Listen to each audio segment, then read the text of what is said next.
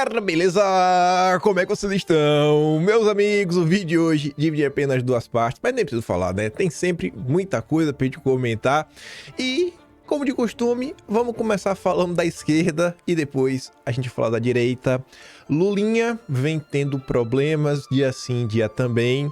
A imprensa tá se debruçando cada vez mais na briga interna pelo controle do PT. Isso virou, inclusive, motivo da editorial do Estadão, que analisa por que a briga interna do PT é importante para o Brasil. E diz, se fosse um período normal, né, se o Lula não fosse presidente, seria uma disputa qualquer, mas no presente momento tem algumas coisinhas a mais. Obviamente a gente vai falar sobre isso, vamos também falar sobre a senhora primeira-dama, vamos falar sobre uma briga que os petistas compraram para o Lula, colocaram no colo do Lula, e eu acho que o Lula nem percebeu que tá aí, né, no meio de campo, que vai dar confusão.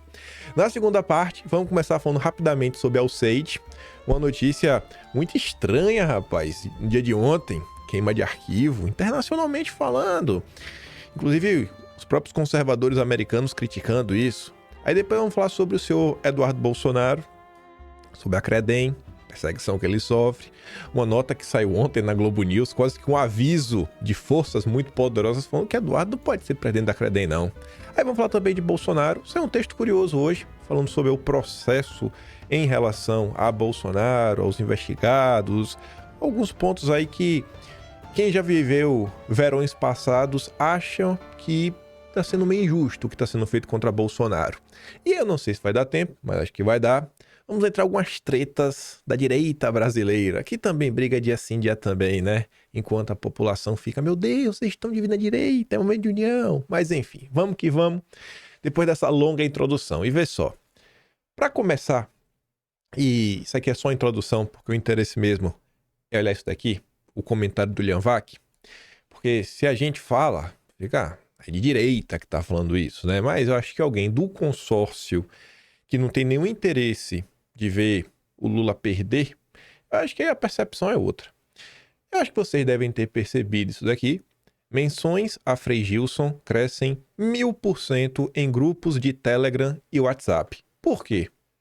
Por que Frei Gilson está ganhando tanto destaque? O que foi que ele fez? Eu acho que ele não fez nada diferente do que ele já vinha fazendo. Eu acho que o motivo do Frei Gilson ficar ainda mais conhecido ao redor do Brasil é o fato dele estar sendo perseguido pela esquerda. E será que isso está sendo inteligente? Você olha ali o subtítulo: narrativas que associam críticas ao religioso a um suposto sentimento anticristão da esquerda predominam. Quem é o maior representante da esquerda? O Lula. O comportamento dos militantes de Lula, você acha que está ajudando o Lula ou está atrapalhando o Lula? Bom, vamos deixar que o próprio Lian Vac, jornalista do consórcio, dê a sua opinião sobre esse caso. O presidente Lula trocou 6 por meia dúzia ao inaugurar hoje, oficialmente, o início da jornada rumo às eleições de 2026. Pastas importantes que já eram de petistas continuam com petistas, que prometem de novo fazer o que nunca fizeram, dividir o poder. Na cerimônia para os novos ministros, a mulher que teve que deixar a cadeira na pasta da saúde queixou-se de misoginia, coisa com a qual Lula não está preocupado, enrolado que está, correndo atrás da popularidade perdida. Lula é veterano o suficiente para saber da conexão direta entre economia e aprovação do governo, mas talvez seja veterano demais para perceber que não é só o bolso, números do PIB que movem o eleitor. Além de estar míope para o fato de que fala apenas para a própria base, que Lula 3, no fundo, já pouco controla. Um grupo oficial da militância petista, que fala a milhares, comprou nas redes sociais uma briga com um sacerdote católico que fala a milhões, no dia no qual Lula achava que iam dar toda a atenção para o que ele fazia dentro do palácio. É esta a tal desconexão com a realidade. A gente já entendeu que a agenda é botar dinheiro no bolso, que a estratégia é essa, é fazer esse percurso, mas diante do cenário aí fica o grande receio, que é a negação do diagnóstico. Esse que é o grande receio, é uma negação do diagnóstico, disso que você acabou de falar. Sim, eu sempre coloco aqui, se você tem uma forma segura na cabeça do petismo, na cabeça do Lula e do Palácio do Planalto, e com ela você ganhou a maior parte das eleições deste século, é mais fácil para eles recorrer a essa forma que deu certo. O meu ponto é o seguinte, é inegável o que você acabou de afirmar. Ganharam várias eleições. Mas o mundo mudou bastante de lá Sim, pra cá. sim. E, entre outras coisas, a gente percebe claramente, até o governo percebe que as pessoas não se movem apenas pelas estatísticas do PIB. Há uma série de outros fatores envolvidos aí, quando se trata de perguntar, escuta, você aprova ou você desaprova esse presidente, esse governo, o que ele faz ou o que ele promete fazer? E esses outros fatores estão onde na estratégia do governo? Essa é a questão política, Daniel. Mas acho que o Caio tem um ponto aí, ele está certo, no meu entendimento, ao descrever um cenário em que, mantidas mais ou menos essas condições de temperatura e de pressão, o histórico nos diz que o PT tende a vencer. Ou na cabeça do PT, ele tende a vencer. Basta ali um crescimento de 2%, 3% do PIB, desemprego do jeito que está, inflação mais ou menos controlada. Esse cenário, na cabeça do PT, o PT vence. Eu acho que a gente está concentrando nossa análise quase que exclusivamente nas questões econômicas, que são essenciais. Mas eu acho que o que vai nos surpreender são as questões social-políticas de grande alcance, sobretudo aquelas que mexem com valores religiosos. Pois é, né? A turma aí batendo cabeça. Eu acho que o Vac, ele tá certo quando ele fala que os tempos estão mudando cada vez mais. E se você parar pra olhar, a maior parte da confusão relativa ao Frei Gilson tá se dando em rede social. Twitter. Quantas pessoas estão vendo o que a esquerda está falando e, não sei, as ações da esquerda estão trazendo mais apoio pro Lula? Tu acha que tem alguém que não vota no Lula, que tá vendo o que os aliados do Lula estão fazendo com o Frei Gilson e fala, não, a gente vai votar no Lula agora. Eu não votava no Lula até ontem. Aí agora, após esses ataques que o Frei Gilson está recebendo, só porque atacou o padre, eu vou votar no Lula. Faz algum sentido isso na tua cabeça? Eu acho que não. Na minha cabeça não faz. Mas tá lá os petistas. Briga lá. O cara já tava colocando 1 milhão de pessoas ao vivo 4 horas da manhã. Gente, não é que assim 1 milhão de pessoas viram. Não, é ao vivo ao mesmo tempo. Eu não acho que é uma estratégia muito inteligente. Mas, que bom, né? Que o PT tá seguindo por esse caminho. Acho que vai se virar contra eles mesmos. Aí, uma notícia rapidinha. Porque eu acho que é bem interessante. É aquela notícia que eu digo pra você, ó. Bate um print, tira aqui uma foto, pode até me cortar. Você pega só a notícia enquadradinha pra ficar mais fácil. Pra não gerar nenhum tipo assim de, ai, não gosto daquele menino. Tu bota só a notícia, ó. Suplicy, que é do PT, né? Propõe espaços para uso supervisionado de substâncias que deixam você biruta. E isso em São Paulo. O deputado estadual Eduardo Suplicy, do PT, protocolou na Assembleia Legislativa de São Paulo, a LESP, um projeto de lei que autoriza a criação de espaços seguros para o uso de substâncias. Eles querem usar o teu dinheiro do teu imposto para construir um espaço seguro. Aí você está se perguntando, né? Mas o cara vai usar lá dentro. De onde que vem, né?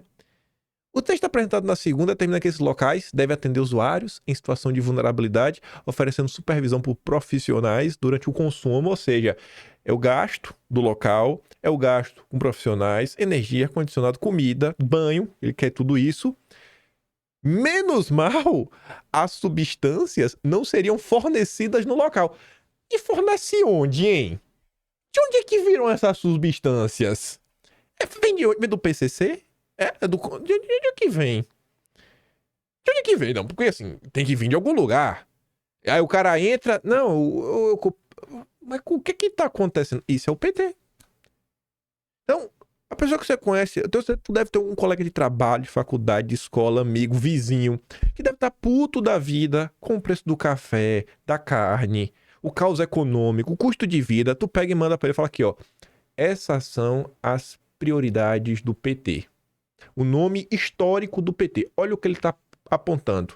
Eu duvido que até a pessoa de esquerda que tu conhece acha que o teu dinheiro, que o dinheiro dela, que é coletado através de imposto, deveria ser usado para esse tipo de coisa. Mas é o que o PT quer fazer. Através do Eduardo Suplicy. Manda, essa é boa, essa é ótima. O novo foco de insatisfação de membros do governo com a Janja. A indicação pro STM. A advogada da Glaze, né? E por que o pessoal tá chateado?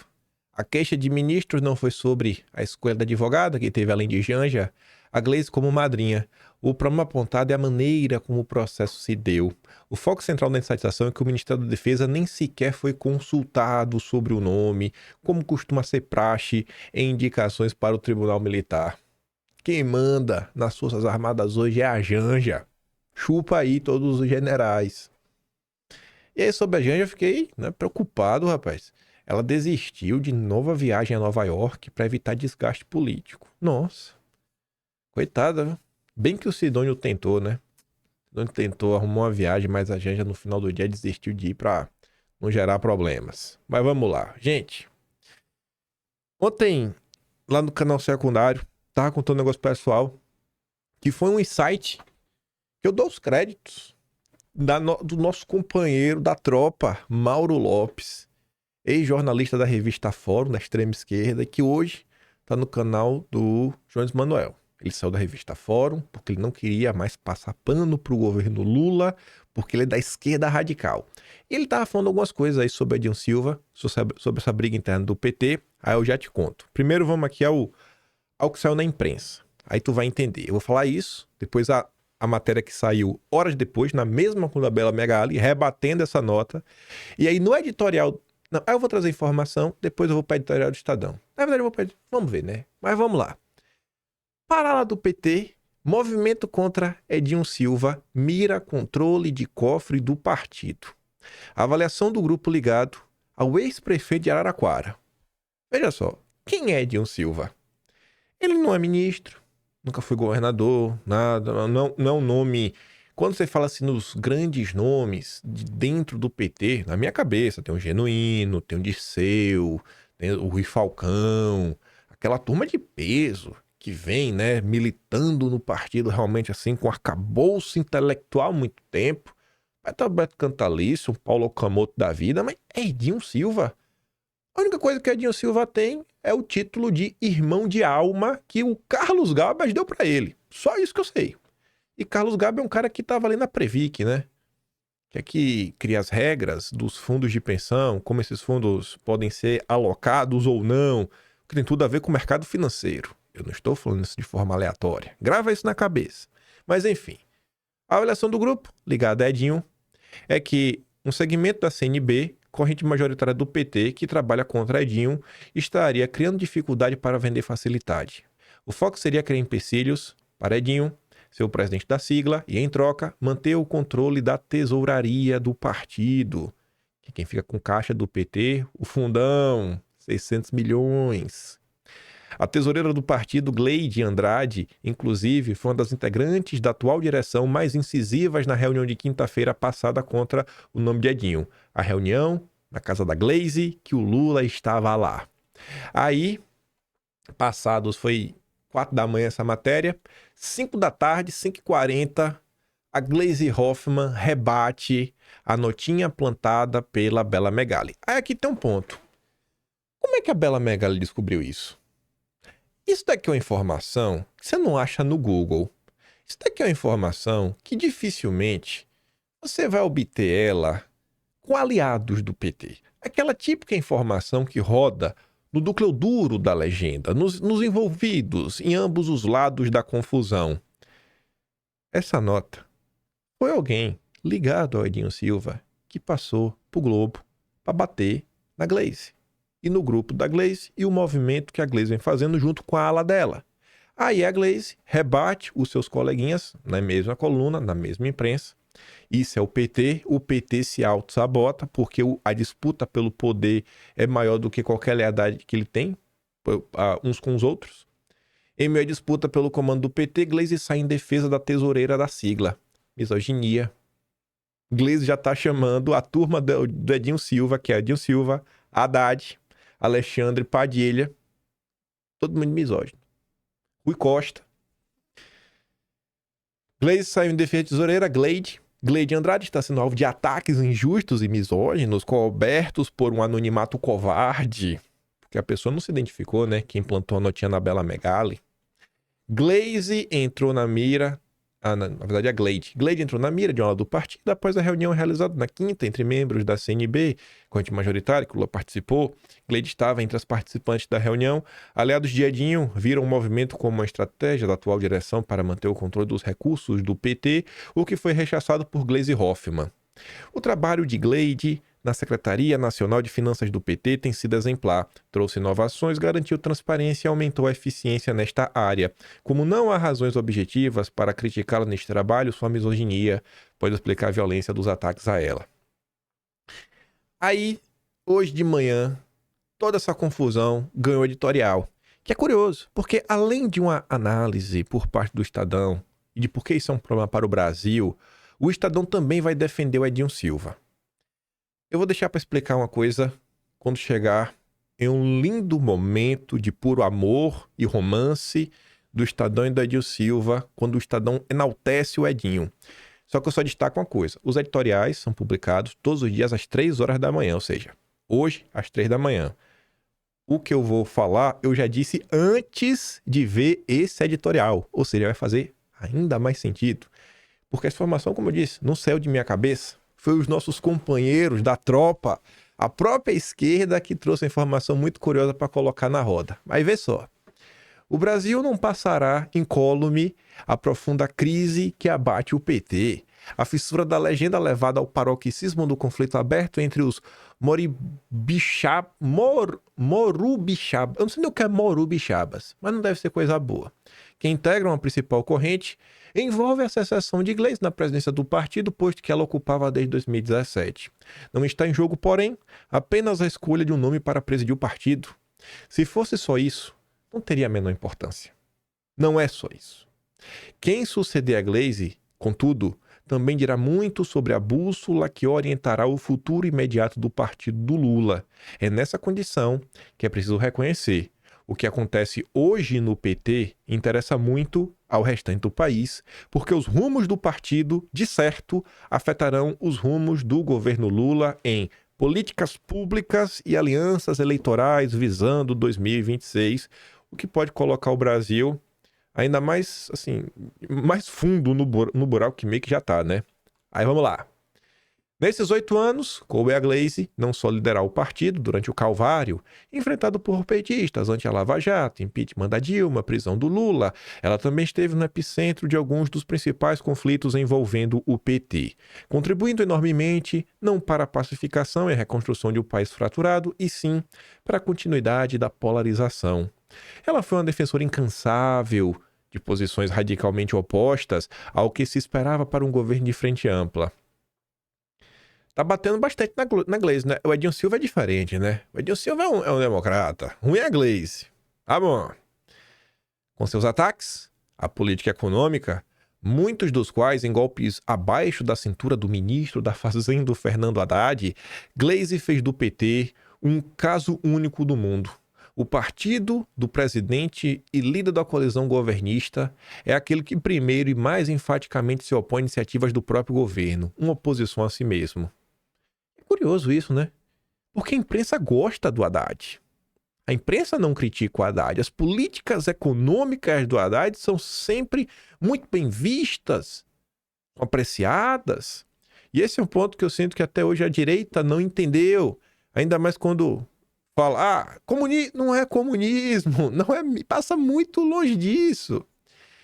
Agora, a ministra, né, Gleisi, se opõe duramente a outro petista, até aqui tido como favorito, Edinho Silva. Olha agora, ex-ministro, ex-prefeito de Araraquara, conhecido como um político moderado, conciliador, além de próximo do Haddad, sim, próximo do Haddad, do Padilha e do Rui Costa. Essa informação já tinha saído na imprensa. E, olha agora, por que o jornal O Estado de São Paulo, que completou 150 anos este ano, fez questão de destacar que Edinho Silva é próximo ao presidente do Banco Central, Gabriel Galípolo? Rapaz, é um grande liberal. Ele tem protagonizado o que poderia ser impensável até pouco tempo atrás, um petista que admite problemas e fragilidades do seu partido e abertamente defende mudança de rumos na legenda. Mas não é uma mudança à esquerda. Não é uma mudança. E aí que tá um ponto curioso. O Edinho Silva que é uma mudança para uma política cada vez mais alinhada aos interesses da Faria Lima. Aí que tá. Ontem lá no canal secundário eu tava conversando com o pessoal que o Mauro Lopes relembrou e isso não tinha batido na minha cabeça e eu lembro que eu tinha lido isso. Teve o evento do BTG, que é um dos maiores eventos do ano do mercado financeiro brasileiro. O garoto propaganda do evento do BTG era o Haddad. Só que o Haddad não foi o único aí no evento. O Alexandre Padilha, que também apoia o Edinho Silva, estava lá. Se você procurar as matérias, em especial do ano de 2021 e 2022, você vai ver a quantidade de bancos e banqueiros que realizaram reuniões particulares, né? Aquela reunião de conhecer um pouco mais os planos do PT para as eleições de 2022. E quem era o representante do PT, o porta-voz do PT, era o Alexandre Padilha. Não vão faltar matérias sobre isso. Pesquisa no Google. Inclusive tem um banco que estava fazendo umas pesquisas e que depois parou de fazer pesquisa porque foi um escândalo. E tinha muita gente da direita que tinha conta nesse banco, saiu cancelando. O Padilha foi diversas vezes nesse banco, inclusive falar com o dono desse banco. Quem também estava na BTG Experience era o Rui Costa, ministro da Casa Civil. Estava lá. E o próprio Edinho Silva. O próprio Edinho Silva estava no evento do BTG. Então você vê que o nome que o Estadão defende, que os petistas que pregam um discurso menos à esquerda, né, em algumas áreas, para a direita vai continuar sendo de esquerda, mas acho que você entende o que eu consigo falar, né? Ainda mais você está aqui de forma contínua. Você está vendo que os nomes são todos alinhados ao liberal progressismo.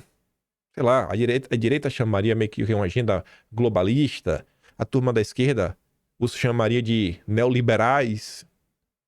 Mas é essa turma. Quando você olha a atenção, quem está do outro lado não só a Glaze, Washington Quaquá, que é que tá reclamando, inclusive, da agenda woke. Vamos, cara, tá demais esse identitarismo. Sabe, a gente se perdeu naquelas políticas antigas, né, de populistas de esquerda, sindicatos, transporte gratuito, ajuda, né, sei lá, não tem mais. E aí você vê, Edinho Silva agora ganha todo o apoio do Estado de São Paulo. O jornal mais terceira via do Brasil. Será que isso aqui é um aleatório? Aí fica parecendo que agora, até para escolher o presidente do partido, o PT tem que pedir licença para Faria Lima. Chegamos no ponto que o PT se tornou o partido dos banqueiros, a ponto do presidente do partido ser escolhido pela Faria Lima. Será que foi o André Esteves que falou eu quero Edinho Silva, o Lula falou e colocou? Foi o Trabuco, foi a Febraban, foi quem? Oficialmente, temos o partido dos bancos. Temos o partido dos bancos. Surreal. Mas o ex-prefeito vem sendo sabotado e sob as barbas de Lula, que até aqui demonstrou apoio a Edinho, não tem uma crítica a Edinho. Edinho Silva também envolvido no escândalo dos respiradores do consórcio Nordeste. Nenhuma crítica do início até o fim. É o santo Edinho. Nossa! Conflitos internos são comuns a partidos, especialmente no PT, onde 45 anos convivem infinitas correntes que se digladiam na disputa pelo poder. Mas dessa vez, o conflito ganhou contorno de guerrilha. A combustão petista atingiu o auge no vazamento de uma reunião na casa de Glaze, na qual Lula foi chamado a ouvir sobre a resistência de dirigentes ao nome do Edinho. Pois é, né? Mas que curioso. E aí, olha os nomes que a turma queria colocar. O José Guimarães, que é um cara mais à esquerda. O próprio Disseu, Humberto Costa, o Paulo Camoto. Vamos botar alguém aqui mais à esquerda? Não. Vamos para São Edinho, o candidato dos banqueiros. Não é preciso pensar muito para reconhecer que tais nomes estão aquém dos desafios do partido, além de simbolizarem tudo o que a maioria dos brasileiros não deseja hoje. Um PT e o governo Lula, por consequência, mais radical e mais à esquerda. Não, precisamos do Edinho. O Edinho é nosso. O garoto do BTG. Mas o problema, ao que consta, não se resume a divergências de ideias e destino do partido. A tesouraria petista, hoje nas mãos de uma leda de Glaze, é um dos pombos da discórdia. Nem Glaze nem Edinho abrem mão do controle do cargo, responsável pela gestão dos milionários recursos do fundo eleitoral. No ano passado, o PT recebeu quase 620 milhões de reais. Nessa disputa por poder e dinheiro, não se sabe se o PT finalmente se atualizará e fará o governo Lula mudar de rumo, ou se permanecerá atrelado ao populismo arcaico do demiurgo petista que se julga intérprete de um povo que não existe mais. Faria Lima manda no PT. É o partido da Faria Lima. Não acredito que se esteja à altura de alguém que está tendo a rara oportunidade de escrever o último capítulo de sua biografia política. É uma briga pequena para a oportunidade que o Lula tem, diz Otávio Guedes, sobre o problema de articulação dentro do PT, com a divisão interna quanto à substituição de Gleisi na presidência do partido. Todo mundo é preocupado, rapaz, com a sucessão.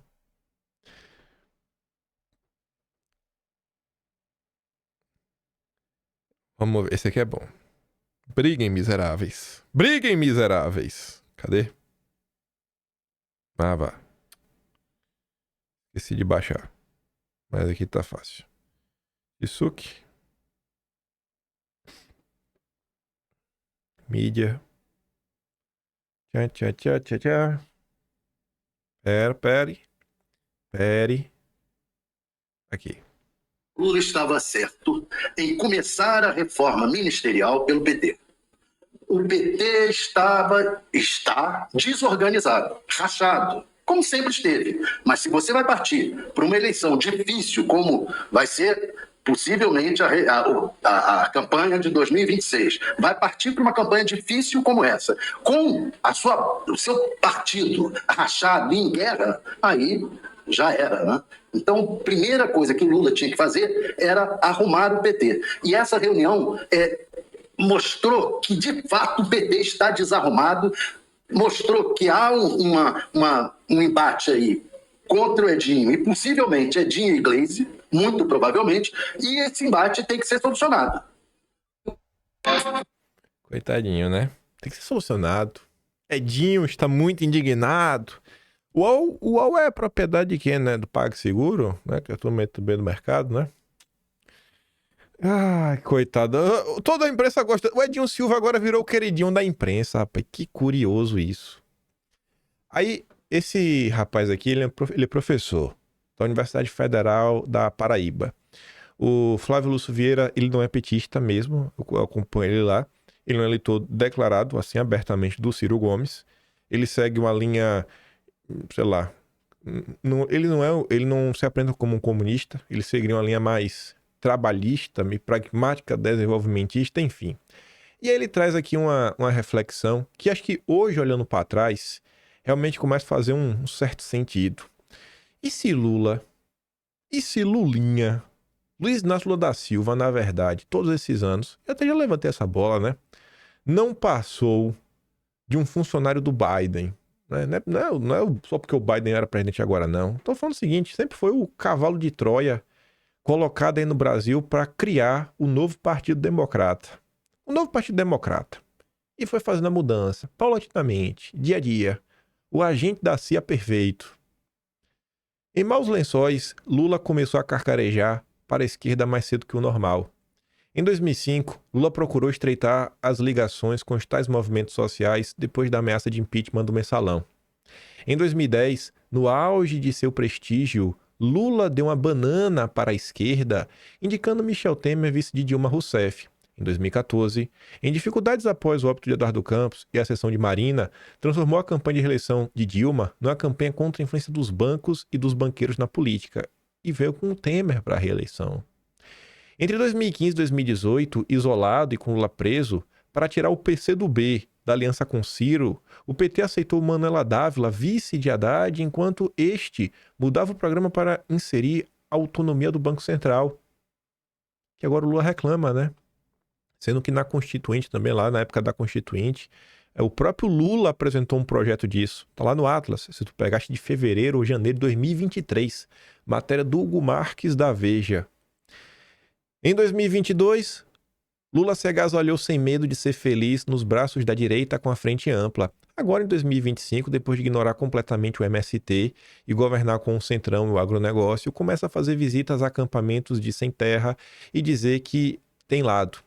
E ele coloca aqui um vídeo, quando vou dar play, mas basicamente o cara apontando que Lula finge ser esquerda, era no governo Collor. E fala, cara, Por que vocês votaram contra o imposto de grandes fortunas? E o Lula tenta se explicar e não consegue se explicar.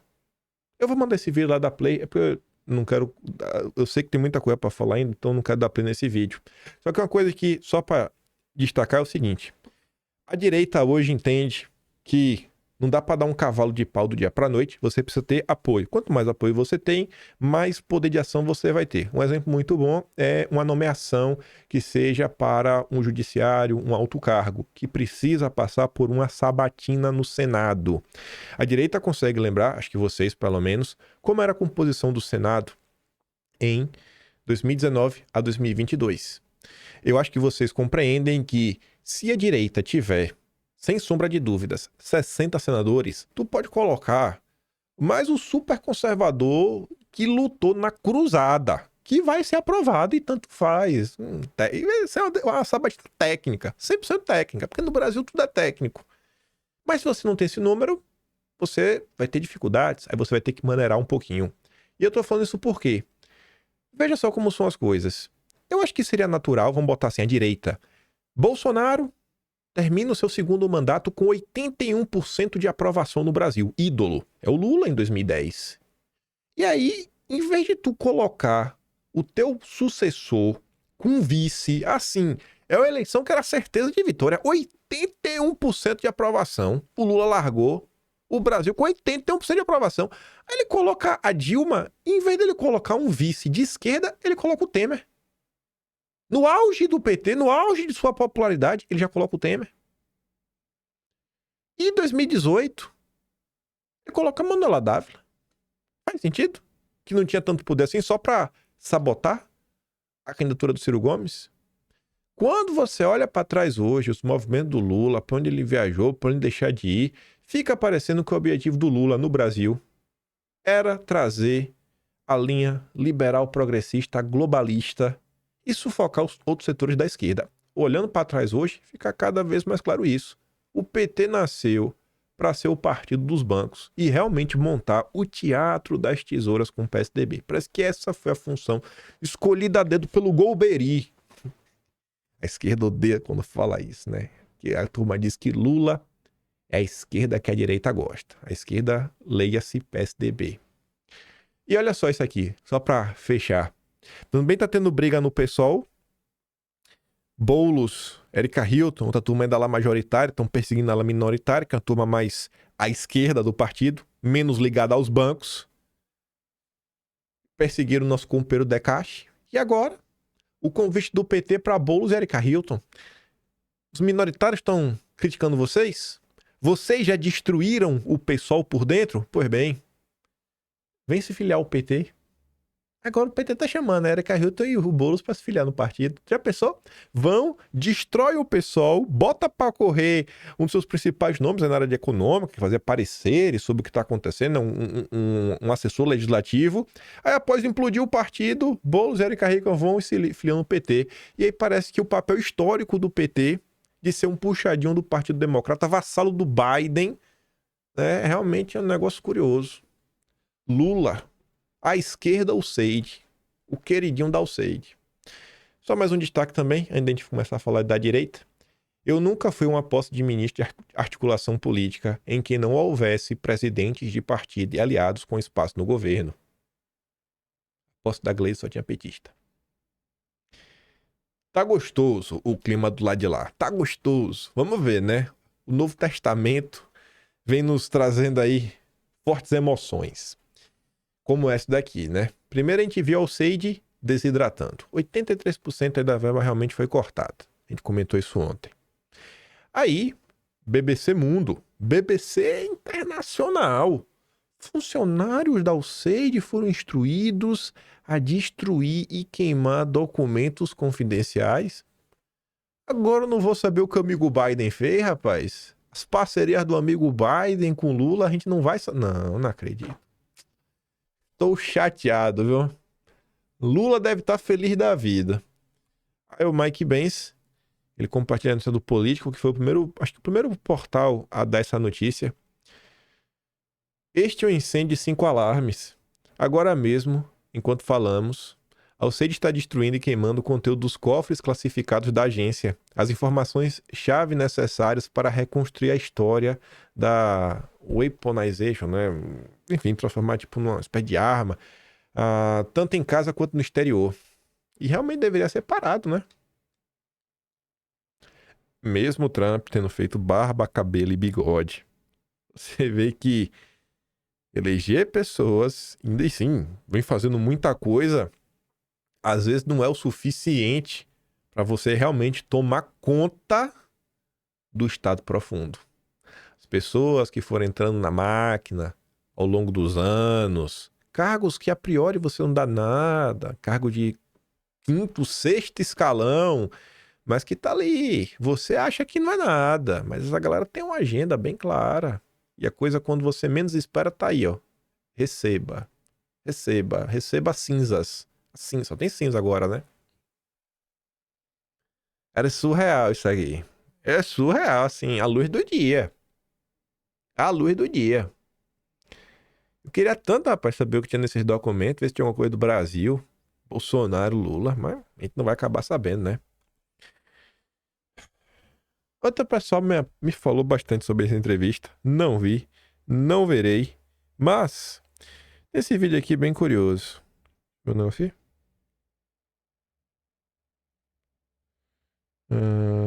Cadê? Aqui. Eu vou te falar de uma situação que eu passei com Fundação Bill e Melinda Gates. Os caras queriam uma nota fiscal igual a de Nova York. Eu tava em Cabinda, que é um enclave que Angola tem no meio do Congo. A nota fiscal que eu arrumava era o cara escrever no guardanapo, eu paguei tanto. Era o que tinha, ué. Lógico. Era o que tinha. Então, assim... Pra prestar conta, né? Nisso, por exemplo, você vai ter um honesto que vai lá e faz, e vai ter outro que vai falar, vou botar aqui. Então, assim, é complicado, mas não é que eles dão o dinheiro a fundo perdido. Ninguém dá. A China, por exemplo, tá enfiando dinheiro na África, de norte a sul, mas não é a fundo perdido. Eles querem saber onde vai. Os caras ficam pé da vida, porque são governos corruptos, e são ditaduras, e some dinheiro. Ficam.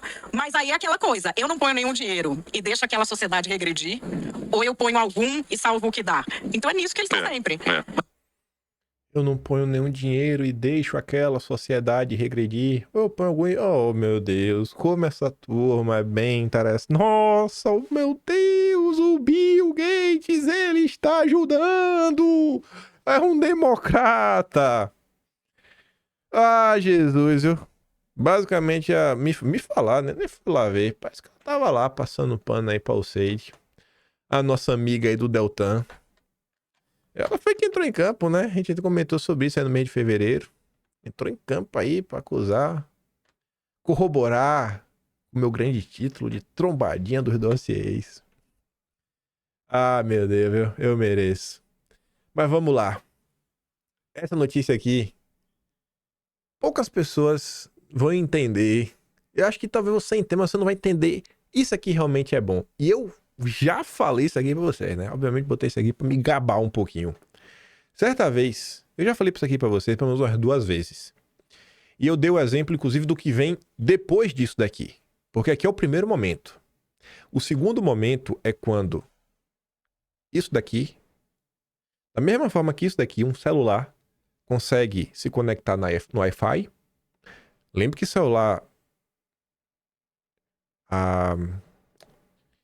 14 anos atrás. 14 anos atrás é quando começa meio que a popularização de smartphone no Brasil. 2011, né? Que começa realmente a popularizar. Eu lembro que quando você ali tem o Galaxy S, o primeiro de todos, o iPhone 3GS, que tá rodando, ia sair o 4, não tinha saído o iPhone 4, e a Samsung ia lançar do Galaxy Ace, né? Tava ali. Ali é o marco zero do smartphone. Diante daquilo ali, celular, internet, nossa, tá maluco, irmão. Tá acabando de lançar tablet com 7 polegadas, tela de TFN, que tu usava o dedo, não funcionava nada da porcaria do tablet. Enfim, começou isso. 3G. Rapidamente o 3G virou 4G. A diferença de velocidade já era gritante. Nossa, eu lembro lá em feira, engenharia elétrica, né? A galera lá, pra mim, alguma coisa tinha que saber. Tinha uns códigos que você conseguia modificar umas coisas no celular. Aí lá em feira já tinha a banda de 4G, mas ela tinha algumas coisas que não ficavam sempre no celular. E aí você tinha como forçar o 4G. Nossa, velho, quase ninguém usava, voava a internet. Era mais rápido da internet de casa. O tempo foi passando, temos o 5G. Hoje A maior parte dos países, pelo menos no primeiro mundo, Europa, assim, ninguém mais tem 4G. Todo mundo já tá no 5G. Aí, temos novo salto. A internet via satélite, que no passado tinha, mas era muito devagar, ganha agora um incremento gigantesco, como por exemplo a questão da Starlink, extremamente acessível, você tem lá sua antena, você viajou, você leva com você, se não falta internet na sua vida. No meio de qualquer lugar do mundo funciona, basicamente. E eu expliquei pra vocês, certa vez, que internet... Eu tenho um cabo aqui, ó. É como se fosse assim, ó. Internet é literalmente um cabo. O computador de sua casa conecta no modem. Aí o modem de sua casa vai, possivelmente, alguma central na região, que essa central vai para outra central maior e, basicamente, chega até os Estados Unidos. Cabo a cabo. Como se fossem rodovias... Cabo a cabo, cabo a cabo. E por ser cabo a cabo, você pode bloquear de forma mais fácil. Porque ela vai bater em algum lugar, alguma central ali que o governo meio que não, por questão de segurança nacional, tudo mais, telecomunicação. Opa, vamos cancelar. Quando tem, por exemplo, uma suspensão de rede social, a Anatel vai lá e manda puxa o fio. E quando a internet estiver disponível no celular, que aqui é o próximo passo. Ontem, o ministro, aquele lá, que não precisa nem falar o nome, ele estava no evento. E aí o Samuel Pan já coloca ali, ó. O ministro, ele citou nominalmente a Starlink ao falar sobre ameaça à soberania nacional. O juiz do Supremo disse que o serviço de internet via satélite acaba com a necessidade que as redes sociais têm hoje das nossas antenas para se manterem no ar. Por enquanto, nós conseguimos manter a nossa soberania e a nossa jurisdição, porque as Big Techs necessitam das nossas antenas e dos nossos sistemas de comunicação, por enquanto. E ele está certo nisso. Não é por outros motivos que uma das redes sociais tem como sócio uma outra empresa chamada Starlink, que pretende colocar satélites de baixa órbita no mundo todo para não precisar das antenas de nenhum país. Pois é, né? A previsão é chegar em 30 milhões de pontos no Brasil, e aí não adianta cortar antena. É um jogo de conquista de poder sendo feito ano após ano. Se a reação não for forte agora, vai ser muito difícil conter depois. Vai chegar num ponto que não vai ter como conter.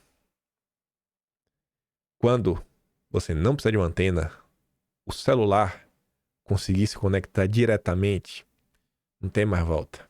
Não tem mais volta. Aí até a censura vai... A censura vai ter sérios problemas. No longo prazo, gente, no longo prazo eu acho que o mundo tá pendendo para a direita. No longo prazo, a tecnologia, a mesma tecnologia da internet que permite que a gente esteja aqui, um ser humano comum, com a câmera dele, o microfone bonito, né? Eu gosto desse microfone, que todo mundo usava em estúdio, né? O Michael Jackson gravou o Thriller, sabia disso? É verdade. Você vê como esse microfone é velho, desde os anos 70 já existe. O Shure SM7B. O mesmo que o Michael Jackson gravou o álbum Thriller. Tô falando sério mesmo, pesquisa na internet. Esse aqui não mudou nada, o meu modelo. Casa, cara. Em casa. Tecnologia tá vindo aí. E o cara já tá preocupado, porque ele sabe disso. Ele sabe disso. Avançando. Sem querer ser chato, já sendo. Oi, acabei de ser mais chato também. Paulo Figueiredo compartilhou aqui uma postagem e não faltam perfis assim. Inventam uma notícia maluca. O ministro, ele foi notificado, apareceu no oitiva, na justiça, tudo mais. Tu acha mesmo, gente, que isso aconteceu? E que se isso aconteceu, não virou notícia na imprensa? E postagem como essa, tu vê, ó, 169 mil visualizações, 6.200 likes. O povo acredita em qualquer coisa que lê na internet. Aí é de doer, viu? Aí o Paulo Figueiredo fala, esse tipo de vagabundo mentiroso pilantra só serve para atrapalhar o trabalho de quem realmente está tentando fazer alguma coisa. Devem ser bloqueados e humilhados. Amanhã embarco para Washington mais uma vez para avançar a nossa pauta de liberdade com Eduardo Bolsonaro. Aí o cara é tão cara de pau que ele compartilha o Paulo Figueiredo para falar, se diz amigo de congressistas americanos, mas acredito que por algum motivo que eu desconheço, eles não lhe dão nenhum tipo de informação que requeira sigilo. Pronto. Quem tem as informações de bastidor é o Joaquim Ribeiro. Ele que sabe de tudo, rapaz. Ele tem contato no Pentágono. Olha só, rapaz. Ah, é o brabo. Você se acha o cara, mas está longe disso. Por isso a indignação quando damos a informação. Pois é. Você tá fechado com o Pentágono. Se diz um perseguido que precisou se refugiar nos Estados Unidos. Não. Paulo Figueiredo não precisa... Aí o seu Wellington fala assim, essa é a direita brasileira. Quando a esquerda maldita se abraça, se protege, a direita briga, estou da direita. Aí o Joaquim fala, Wellington, sério mesmo que você acredita que o Paulo Figueiredo é de direita? Não. Você não sabia. Vai dizer que você achava que Paulo Figueiredo era de direita. Não é não, viu?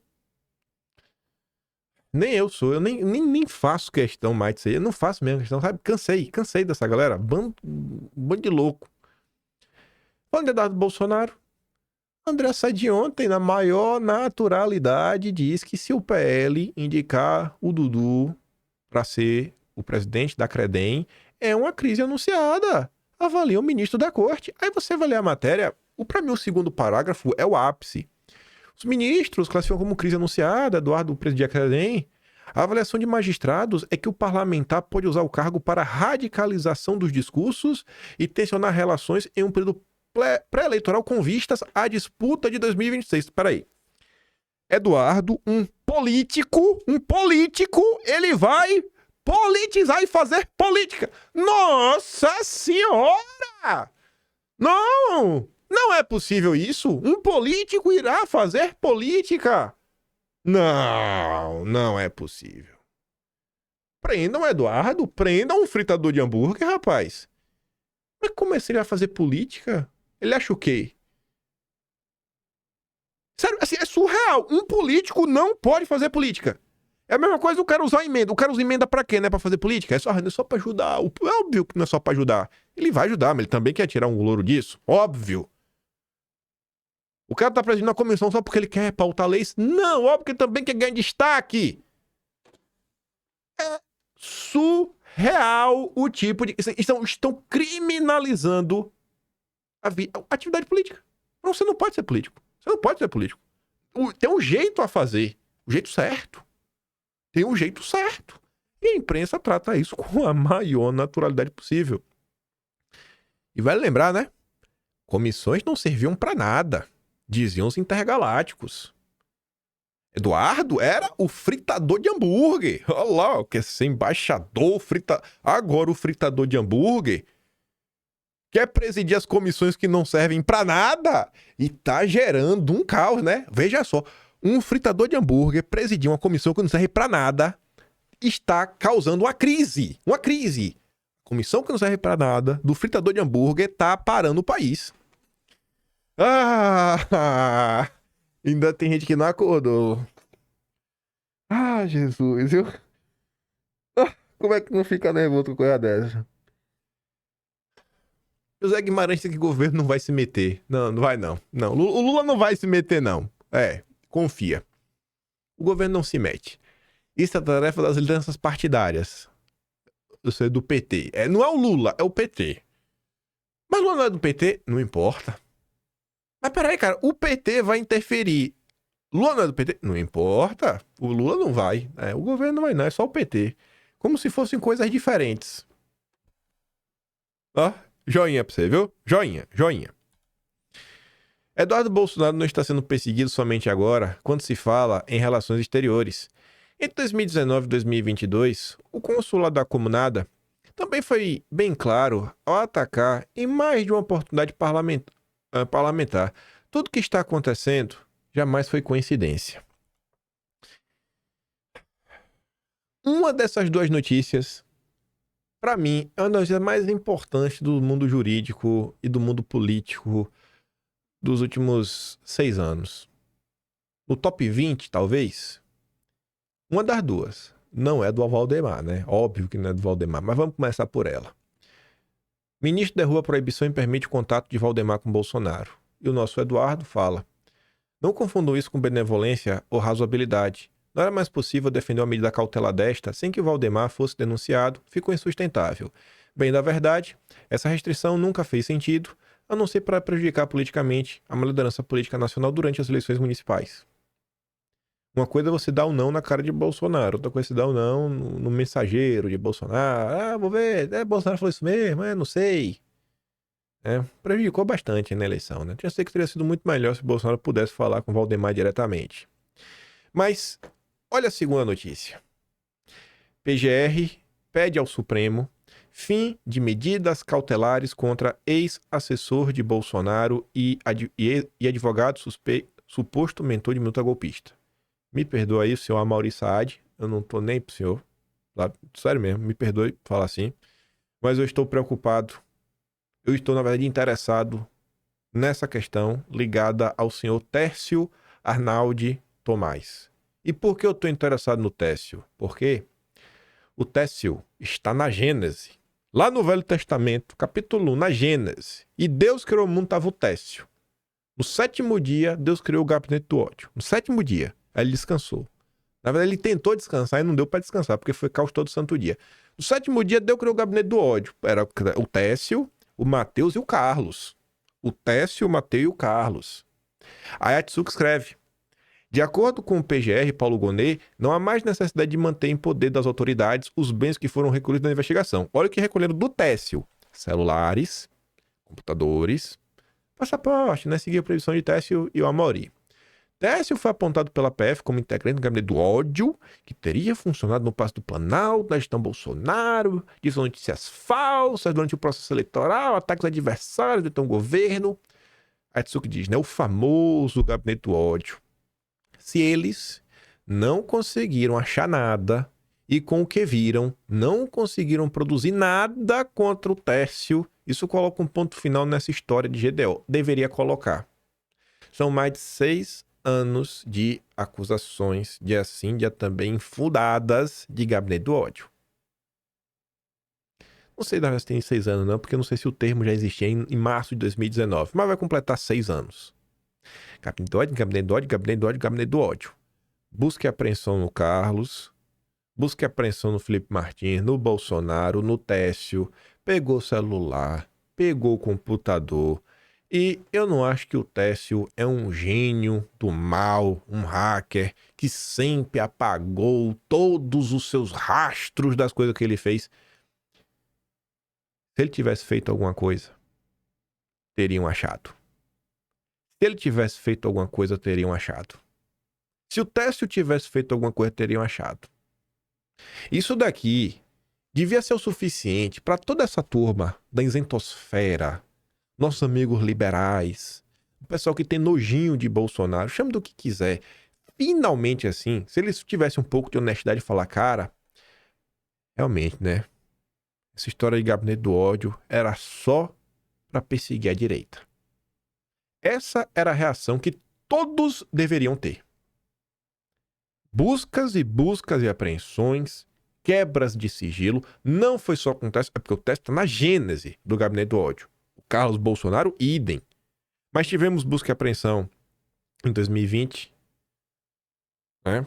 Terça Livre, Bárbara, a Cury, que estava lá na matéria do blogueiro de Cachá, turma do Movimento Conservador. Era o Movimento Conservador? Não, Direita São Paulo. Foi uma galera. 6 anos. Qual era a fake news?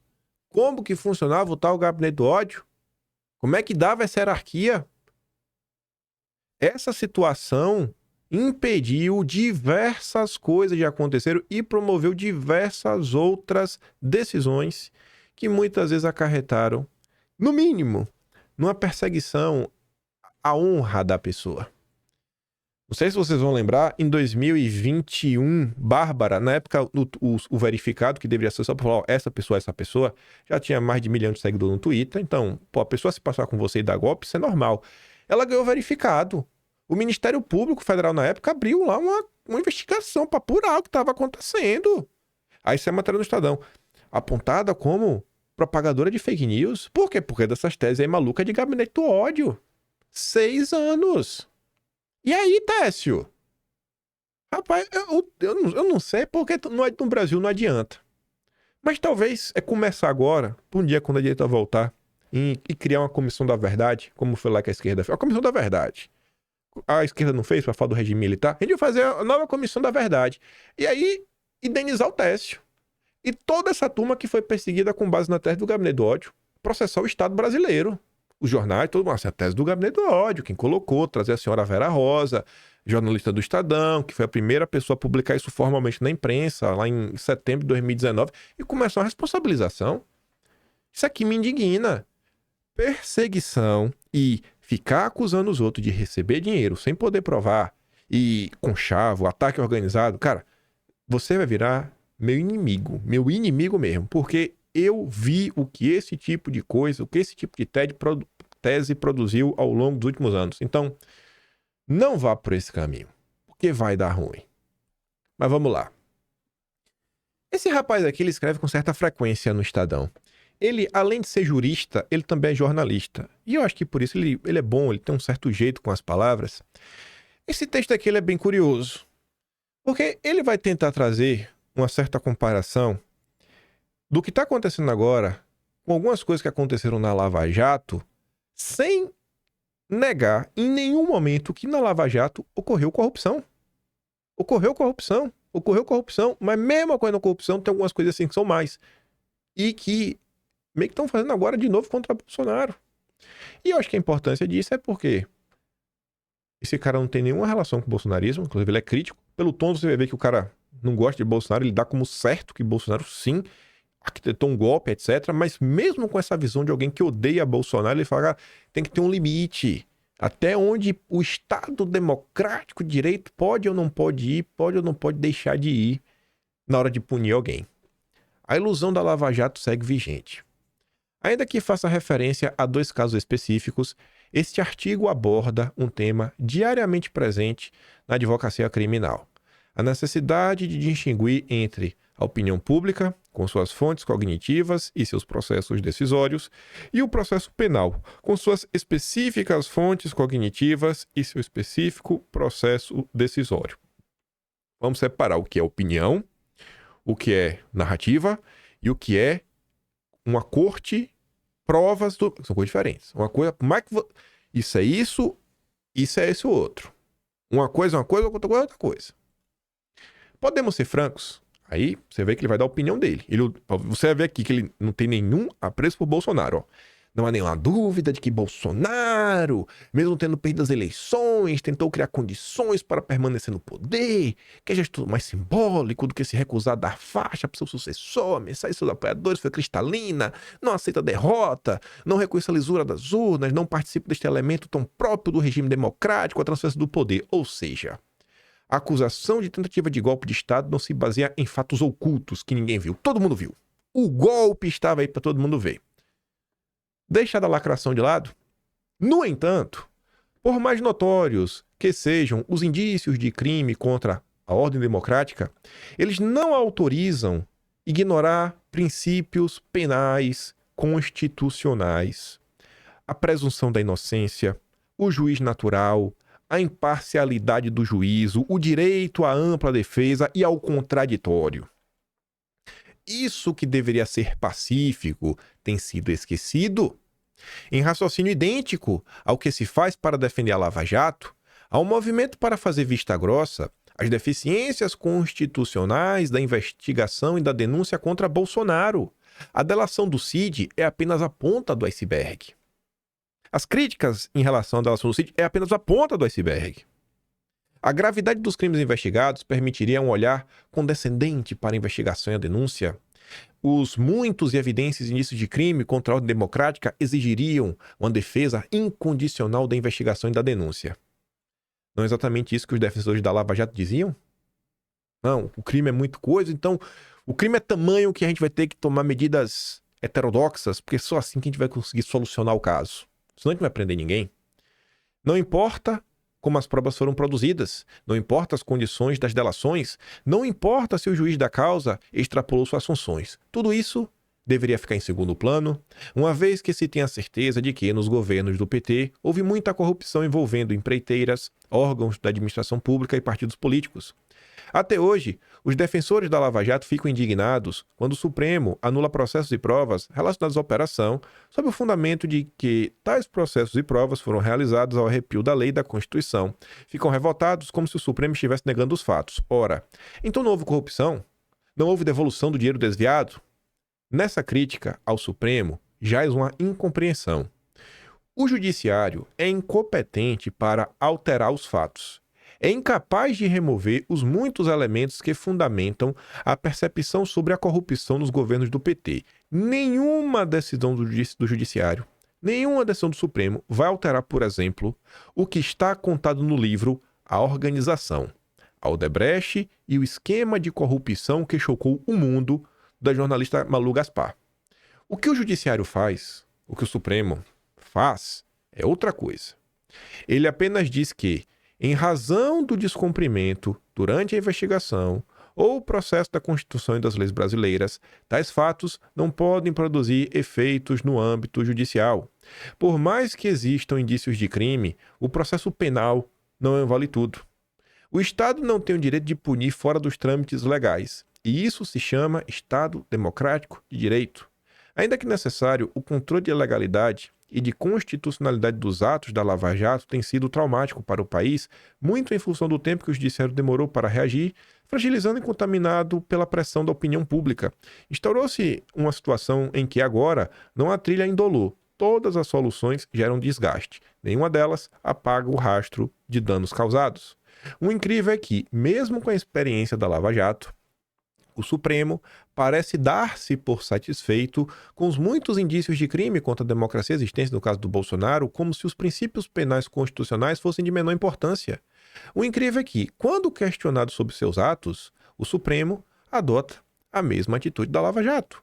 Sua resposta tem sido jogar para a opinião pública, expondo discricionariamente a cada movimento novos elementos que possam reforçar sua versão dos fatos. Aqui outra grave incompreensão. Não há processo judicial civilizado, não há princípio da presunção de inocência se não sabemos diferenciar o que é fato da vida cotidiana, cuja produção é, por definição, nossa sociedade livre, plural e incontrolável pelo poder estatal, por exemplo, a notícia jornalística, uma coisa é a notícia da imprensa, e o que é prova num processo penal, cuja produção, por definição, está submetida a regras pré-determinadas e a rígido controle estatal para assegurar os princípios constitucionais. A grande disfuncionalidade de transformar a ação judicial em espetáculo midiático é esconder a diferença entre os dois âmbitos, o que é narrativa, notícia, opinião pública, do que são provas reais, o que realmente aconteceu. Não é pegar os indícios, não, olha só, o Bolsonaro estava lá no Planalto no mesmo dia, tal, que o cara estava, então leva a crer, conseguimos aqui pensar que Bolsonaro anuiu do plano do Punhal Verde e Amarelo, que... Cara, isso é uma opinião de vocês, vendeu para a imprensa, todo mundo ficar repetindo de forma doidada. Isso é uma prova real, contundente, com base no que foi dito isso daí? Não, mas o Cid aqui, o Cid falou que o Felipe Martins tá... A gente comentou ontem. A PF perguntou, Cid, você tem algum documento? Você tem alguma prova material que você prova aí que o Felipe Martins fez? Não tenho, não. Aí eu não tenho. Uai, mas como assim, cara? Não, mas o Cid falou. Tá, mas falar qualquer um fala. E a prova material? Então tem que saber diferenciar uma coisa da outra, né? E no Brasil, e aí o curioso é isso, e eu acho que o ponto desse cara é exatamente esse, toda essa galera que se apresentava como bastiões do Estado Democrático de Direito, criaram até um grupo chamado Prerrogativas, né? A prerrogativa do Estado Democrático de Direito, da presunção de inocência, da ampla defesa. Toda essa turma que defende as prerrogativas. Parece que eles nunca defenderam prerrogativas. Todas as críticas que eles faziam lá atrás. Não, mas agora você tem que ver que agora é diferente, porque agora é contra Bolsonaro, agora vale tudo. Então, assim, que país é esse? Ainda que eles queiram usar o argumento, não, mas veja só, lá atrás, quando aconteceu, Bolsonaro apoiou. Cara, não importa quem apoiou, deixou de apoiar, não importa. O certo deveria ser o certo. Não é assim que funciona o mundo? A hipocrisia diante de toda essa discussão é latente. A ponto de um cara que não suporta Bolsonaro, você consegue sentir no texto, ele tá falando, uma coisa eu não gostar de Bolsonaro, uma coisa é opinião pública, outra coisa é como deveria estar funcionando o judiciário no Brasil. Esse caso aqui, eu tenho certeza, eu vou ficar indignado dia sim, dia também. Dia sim, dia também. Dia sim, dia também. Passado anos, toda a turma que defendia tá aí agora justificando o injustificável. Porque contra Bolsonaro vale tudo. Mas sei que ele tava lá em São Paulo ontem e falou: Tarcísio vem para reeleição e eu, candidato a presidente. É isso aí, Jair. É isso aí. Vamos ver. Nem começou o julgamento. Apresentou as defesas. Você vê que já teve aquela matéria sobre Felipe Martins ontem no Estadão. Né? Aí você vê essa matéria de hoje. A matéria de um Estadão fala: olha só, né? O Marcelo Godoy, rapaz, relógio parado, 2 vezes por dia certo. Nossa, quem poderia imaginar, né? Enfim, o Marcelo Godoy publicou aquela nota. Vamos ver se agora, gente que já odeia Bolsonaro, odeia os apoiadores de Bolsonaro, já tá começando a ver coisas aí que estão gerando questionamentos. Vamos ver ao longo do processo, né? Vamos ver como é que vai ser esse julgamento. Vamos ver como é que vai ser. Enfim. Anistia 8 de janeiro, apoio no Congresso, né? Na Câmara, 50%, Senado, 46%. Tem muita gente que não sabe, mas enfim, a maior parte das pessoas, né? Apoiam anistia, os envolvidos aí no 8 de janeiro. O Brasil quer anistia. Graças a Deus, né? Tem que botar aí agora pra pautar, começar a andar. O povo tá com pressa, né? Quem tá preso, cada dia preso é um dia preso. Vamos agilizar isso daí, né? Pelo amor de Deus, velho. Eu sei que dia 16 já é agora, já, mas podia já começar andando no dia 16. Ainda manifestou no dia 16. Eu não ia deixar de comentar a treta aí do momento da direita, que é a questão do Nicolas. E seu encontro com o Renato 38, mas, por conta do horário do vídeo, não vou comentar hoje. Mas tá aqui. Possivelmente a gente comenta amanhã. Porque, né? Não é que não seja... Tem a sua importância. Eu acho que essa treta tem importância. Eu acho que ela tem importância, mas... Entre comentar as confusões do PT mesmo, essa movimentação política. E algumas coisas ligadas a Bolsonaro, a questão do CED ali, eu queria destacar essa questão da tecnologia, porque a gente perde, né? Fica um negócio perde. É bom olhar para o horizonte e saber que realmente não é esperanças falsas. A tecnologia, ela tá vindo aí para trazer algumas soluções, pelo menos para quem tem algum apreço pela liberdade de expressão. Então, acho que isso é mais relevante. Também falo sobre o caso do Eduardo Bolsonaro, que está falando contra ele. Esse texto do Estadão chamou minha atenção, até porque é de um jurista que está escrevendo, né? E também é um jornalista. E apontando aí, né? Inclusive a própria defesa de Bolsonaro, do Felipe Martins, aponta algumas coisas da Lava Jato que a turma criticou, mas agora contra Bolsonaro vale tudo, né? Tamo aqui. Ó aberto, ó. O olho tá assim, ó. Não vem não. Mas é isso. Amanhã comentamos da confusão. Tá quase 1h02 aqui, né? Se for começar, vai dar 1h30 de vídeo. Amanhã de comenta da confusão. E se gosta do meu trabalhinho, quiser dar um pouco mais, posta no meu canal. Tem um botão de valeu. Tem um Patreon na descrição e tem um Atlas brasileiro, kimpaim.com.br. Dia 15 agora sai o de janeiro, 25º Atlas. Por hoje é isso. Fica aquele grande beijo e abraço. Tamo juntos. Vejo vocês amanhã. Fui!